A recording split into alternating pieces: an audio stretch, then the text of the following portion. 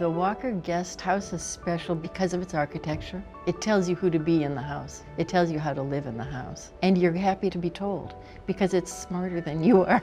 You know, it knows something you don't know. So it takes you on its own little adventure. It doesn't knock you over the head the way a lot of modern things do. It just says, come in. It just says, be here. Pick up a book. Cook something easy. Take it easy. Pare down. Be in the moment. Feel the breezes. It says relax.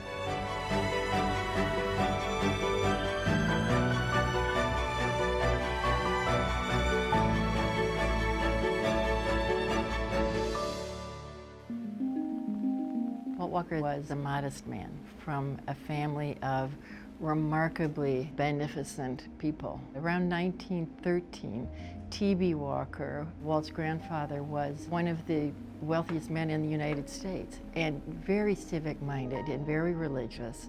So they helped to start many of Minneapolis's institutions. They started the Walker Art Center. They created Walker Methodist, the Weissman Museum. In 1952, I think, Walt was married to his first wife, Alva, and he wanted a getaway in Florida. So picture Sanibel Island, a very barren place at that time. It was gorgeous and remote.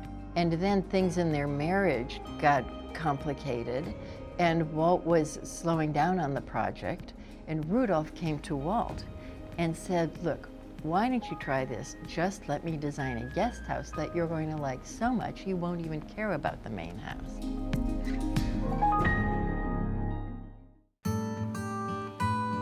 Paul Rudolph was an extraordinary mid-20th century American architect. At the high point of his career in the 1960s and 70s, he was as famous as any architect in America.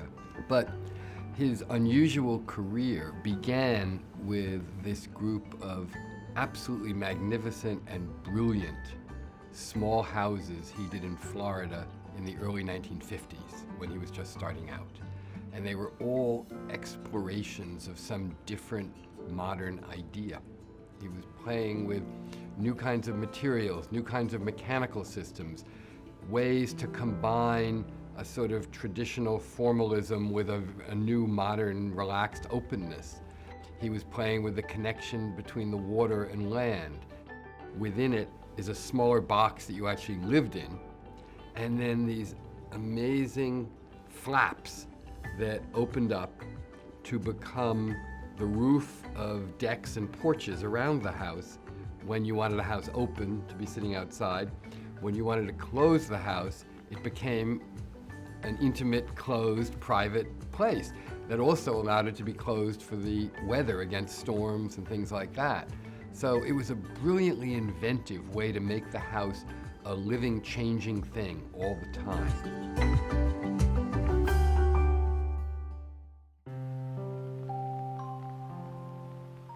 I was probably 20 when I first went to the Walker Guest House, which we didn't call it the Walker Guest House, of course. We called it this little tiny place that Mom and Walt were living in together, and it was remote. So we were in this 24 by 24 foot space, Walt, Mom, and me, and I would be on that little couch in the living room. I remember walking in to the guest house, and you enter in this corner, and I was stunned.